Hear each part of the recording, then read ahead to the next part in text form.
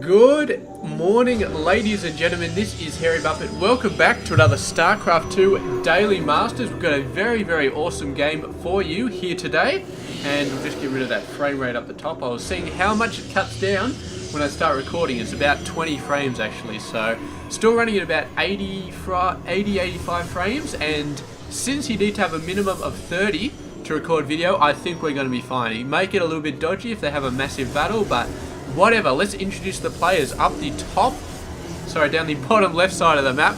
Got that completely wrong. It is going to be HasuObs. He is 25 years old, from Germany, and he plays for the Mouse Sports team. And we haven't seen him in a while, but this is actually quite an old game. So I suppose that is why we're seeing him, because of course, yes, quite an old game. So let's just switch off the phone noises and introduce our second player. It is going to be Dayshi.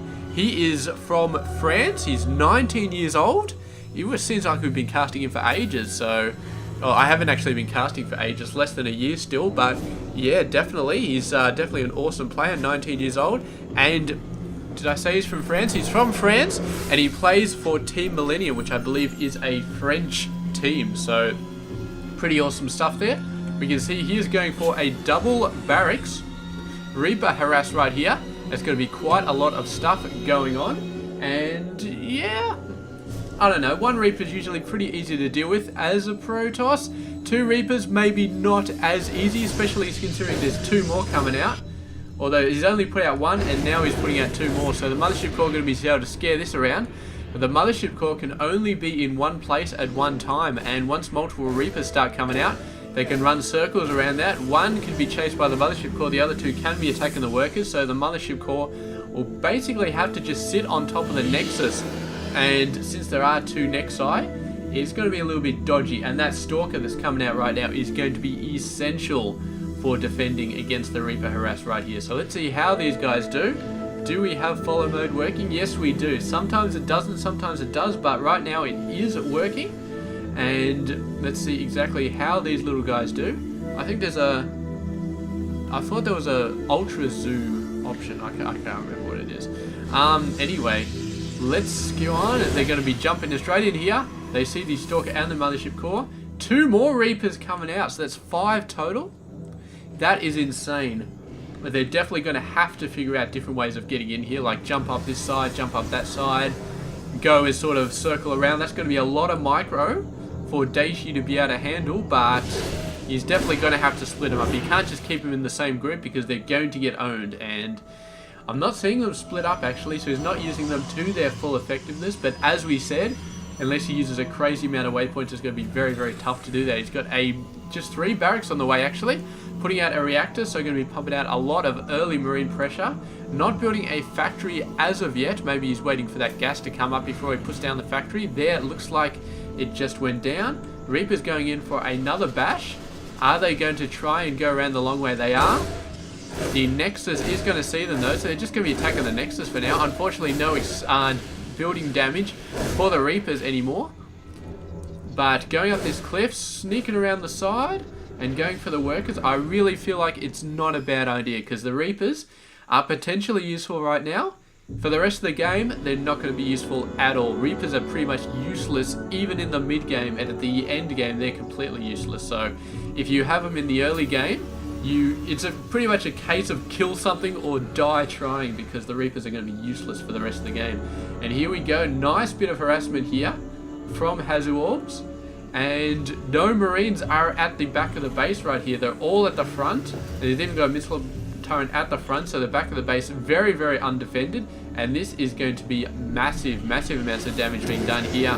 Here we go, starting to move the workers out. 4 of them do go down, a 5th one that he forgot to grab because it was in the gas geyser, and now he's going to be moving out. The Marines are going to be hitting this, but it does take out a couple more Marines before it is destroyed. Very nice job there. And Dayshi is like, yeah, I probably should get a missile turret back there, so good idea. If this Oracle works its ass off, I don't know if it can stop the missile turret from going down. It's got a small chance, but no, I don't think it's going to get there in time. I really don't. And the missile turret is going to go up, and this thing may be able to kill something out here, maybe. kill a couple of Marines while it's on this way to the second base. There is a missile turret going up at the second base right now. He's actually pulled the Reapers into his main army. And there we go. One of them goes down. The Oracle going to try and get away. And it does manage to get away in the end. Dayshi's got a starport.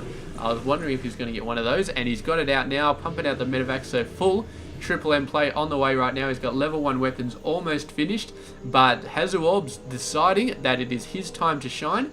Moving out with a ton of these units. Going to be moving out here. He hasn't got a ton. But he's got a fairly decent amount. Got a lot of sentries, so we can do a lot of force field stuff.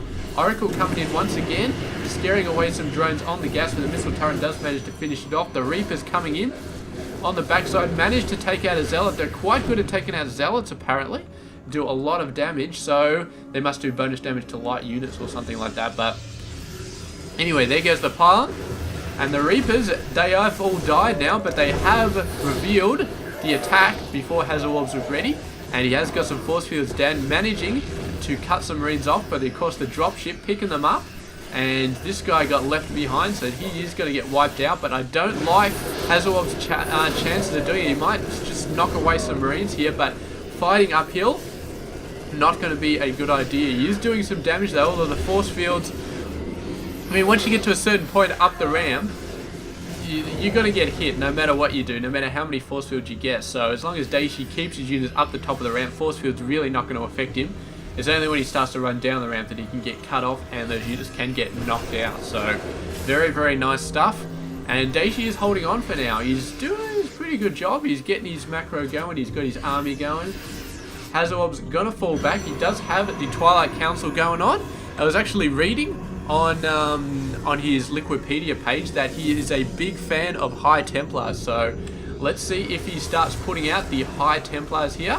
I would not be surprised if he does. Of course, facing off against Triple M, it's a very smart option to go for the High Templar, to start throwing them off against him. And we'll see how it goes. We've got a third Commander Center coming on for Dayshi. Of course, he can put it out a little bit earlier than HasuObs, a little bit safely. But yeah, HasuObs, I would not be surprised to see him going for a third base very soon. He's sort of got his nose bloodied a little bit, so he may be waiting for Dayshi to launch an attack, see how that goes. And these guys stopping just short of going into the middle. Look, they're skirting right at the sides. There is a Marine coming in there, sees the Zealot, and is going to be able to get out of there. Although it looks like he's going to be taking care of that Zealot. He does not want the watchtower under enemy control. And there we go, the Zealot running off. Is he going to leave a Marine back here? I really hope he would, but in the end deciding not to. So here we go. Storms are on the way. He obviously got the Templar archives out. Going to be pumping out a few High Templar. And it's only a matter of time before Dayshi will feel the wrath of the storms. But here we go, sending out a single Zealot. It's going to see the army. And so HasuObs knows exactly what's coming on. There's no third base. So Dayshi wasting his time moving up there except to scout it off. And HasuObs just going to be quite happy to stay up the top of the ramp and just wait there. He's moving a lot of units over there. Obviously expecting a drop to come down. Dayshi to be going for a drop. Dayshi's not going for a drop, which does mean there's going to be a lack of units really over here to defend against this. He does have a lot of Zealots, and Zealot legs are on the verge of finishing right there, and it's just about to finish. And if Dayshi is not expecting Zealot legs, but runs up and suddenly Zealot legs is there, because he sent the Marine up there and the Zealots did not run at it. So he's like, okay, Zealot legs isn't there. But now if he runs up there, the Zealot legs is going to be there, because it finished 5 seconds ago. And that's going to be horrible luck for Dayshi if he decides to actually push up the front ramp. But these guys are going to get a little bit tired of waiting. And this is really the point where you need an observer to be scouting this stuff out. And HasuObs just got a robotics facility out, so obviously thinking the same. He's going to be pumping out an observer right there. Get pylons, there's pylons everywhere, but Dayshi trying his best to get rid of them. They're actually blocking off all the bases there, so very nice. Trying to land one there, will find the pylon. And Dayshi right now seems to be quite happy just denying the third base. He's getting his own third base, and he's happy denying the third. Oh, going to be warping in a couple of Zealots. And he's actually pulling his forces back. He's seeing all of the pylons all over the place. He's getting a little bit skittish about leaving that many pylons just so close to his base. So he's going to be taking them out. Zealots coming in. Manages to take out a couple of workers, which is a nice job, but the pylons are going to go down. And with the main army falling back, HasuObs is going to be pushing out a little bit. I'm not sure why Dayshi felt like he needed to pull his full army back. He seems like he could have taken out those pylons and whatever was warped out with them in a fairly small amount of time. I mean, if HasuObs decides to warp like 6 stalkers out of the pylons or something like that, maybe then you pull your main army back. But before that, man, just, you know, take it easy. So anyway, here we go. Third base coming down. The Stalkers and the Zealots and all the other forces going to be moving up here. Storms were finished a long time ago. So these guys are just ready to pop. They're just bursting with energy right now. And we do also have Colossus coming out pretty soon, I guess. Just to sort of ramp it up. Dayshi is going for Ghost straight away. So he obviously saw the High Templars in this army structure. And maybe he actually scouted this side of the base. No, doesn't look like it. Doesn't look like he scanned any time recently. So yes, good stuff, good stuff, good stuff. What are we doing with the upgrades so far? We've got we've got 1-2 actually for HasuObs, and 2-1 for Dayshi. So I guess going 1-2 is a pretty smart move for a Protoss player. Of course, Marines, they shoot short, they shoot quickly, and they don't do much damage. So it's not a lot of damage, and they do it quickly, which means that armor does favor that sort of exchange. Marauders, not so much, because they do heavy, slow hits, but anything that does fast, small hits, armor does make a huge difference, because, of course, it reduces the damage, not by a percentage, by a fixed amount. By every armor, you're reducing the damage by 1. And if you're doing 5 damage all over the place, instead of just 20 damage bit by bit, then you're reducing so much more. And these guys actually going to look for it. The probe, I don't know where that probe was going, but it has scouted the attack. And these guys coming in a storm, it completely misses the front army. But these guys are going to be harder to dodge. He's even got some Vikings out. Going to take out the Mothership Core. It does manage to overcharge the Nexus before it dies. And here we go. The storms are going to start to hit this army. It's got a time warp as well. The Mothership Core got down. And storms on this army. Where are the storms? They're starting to come out now. That one was just, I don't know what the hell he was doing with that storm. He should have been hitting these guys, but he did bloody them up enough for them to be running back. We've got a couple of Zealots moving into this army as well. A couple of Zealots into these guys. He's got a bunker on the backside. And yeah, so a couple of workers did go down there. If we have a look at the total units lost. What the hell? Units lost? I didn't think there were that many. Oh yes, of course. What am I talking about? This is an old, this is like 10 years old, this replay. It's completely insane. So yes, the units lost is not going to be up to date. I was very surprised to see that many units lost, but no, it's not up to date. I remember all the fun I had casting replays that weren't up to date with the units lost, and we've gone back to that stage. So yeah, a bit unfortunate, but what can you do? If you want the best, sometimes you have to go back quite a ways to get them. So let's see right now. We've got a fairly standard stuff going on here. I mean, Dayshi has already pumped out the Vikings, man, so he's obviously expecting it. Oh, the Zealots running out, saw the dropships. The dropships coming around. He's going to have to warp in a ton of units over here. He's got the High Templars waiting. A couple of feedbacks on these guys could be huge because they got so much energy. Oh, High Templars, they could have killed 2 dropships right there. Not really expecting it to happen. And Dayshi, though, he came in, he saw the High Templar, he got the hell out of there ASAP. Where are the observers, man? I thought he was going to like plant some observers.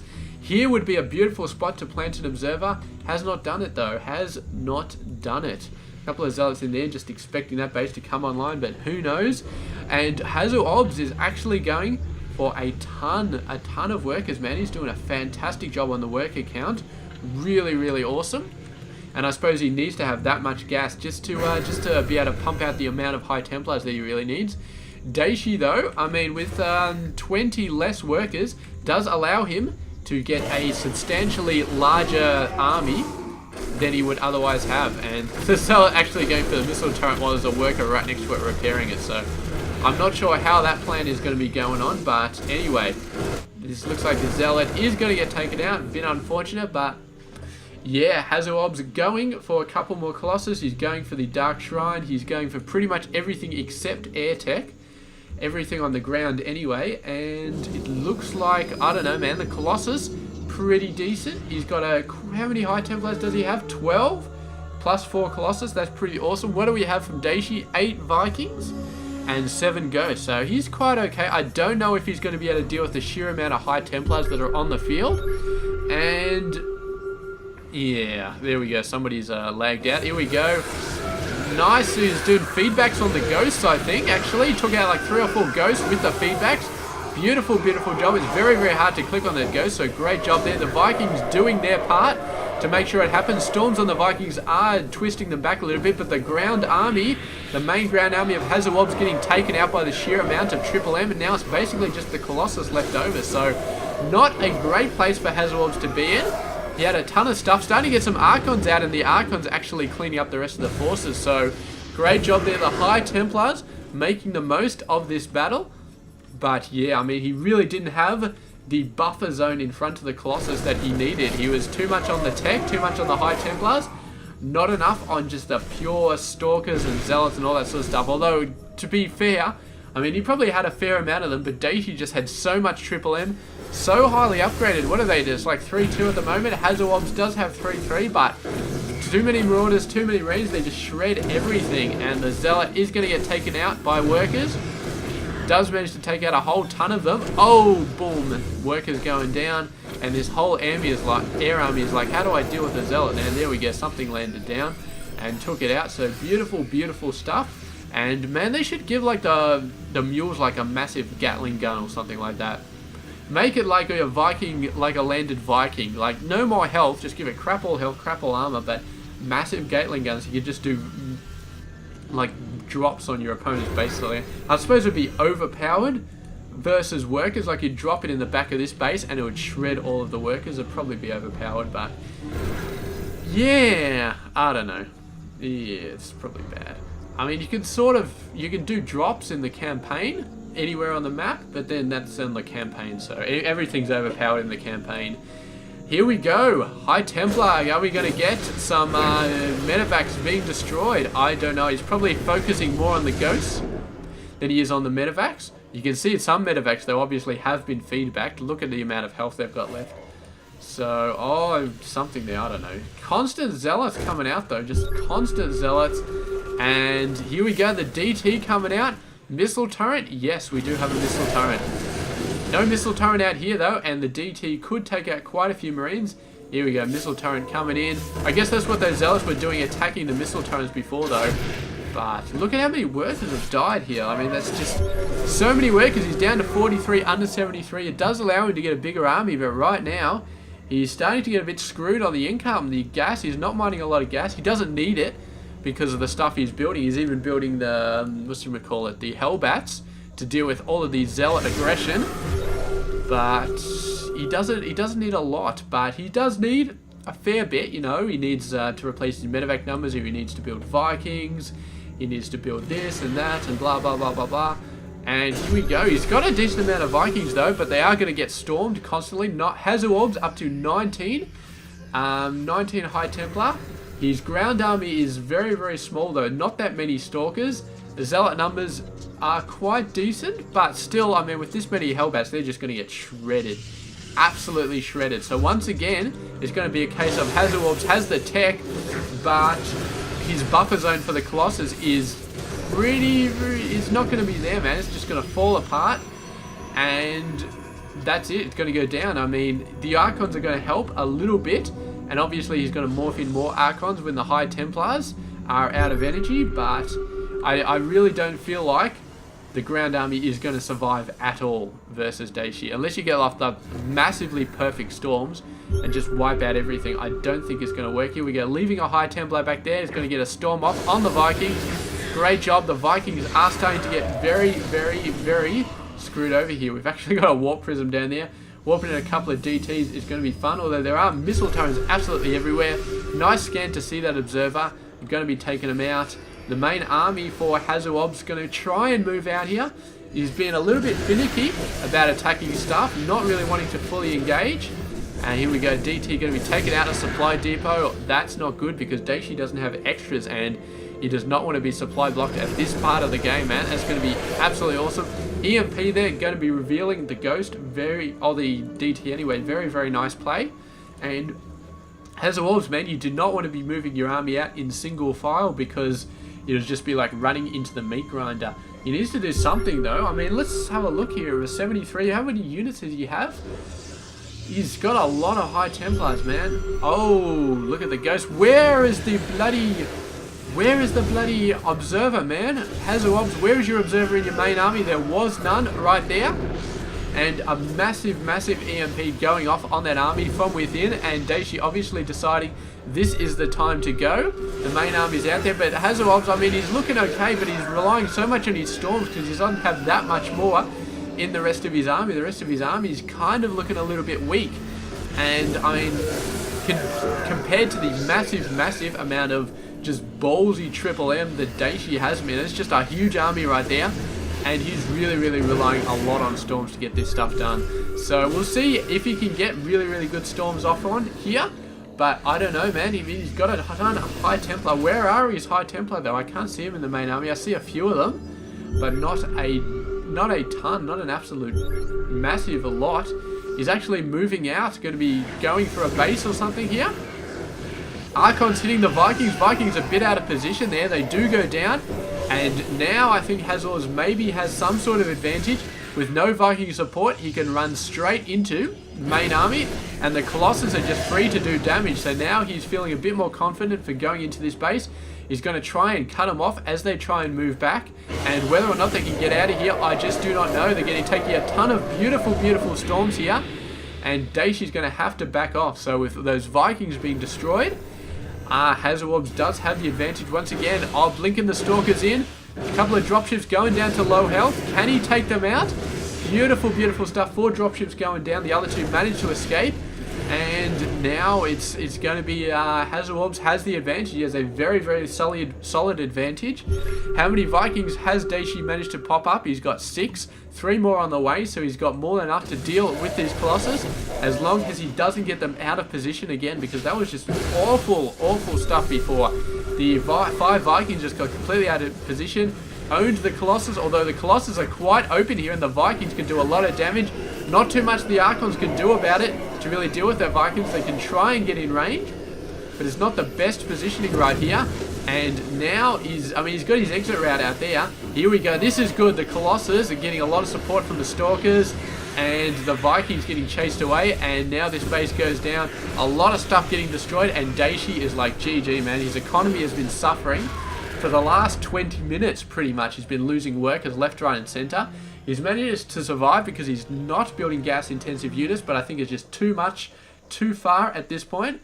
And with those Vikings just getting absolutely owned right there, only 4 left or so, that was just it. That was just GG, and Dayshi finally conceded. So great job by HasuObs, and I really got to say, those 5 Vikings being destroyed right here was what started to turn the game around, because he needed the advantage from his Colossus, and he needed to be in a position where he wasn't going to lose the Colossus, and that's exactly what he got there when the Archons took out those Vikings. So great, great job there. And I mean, the storms were just the icing on the cake afterwards. So beautiful stuff.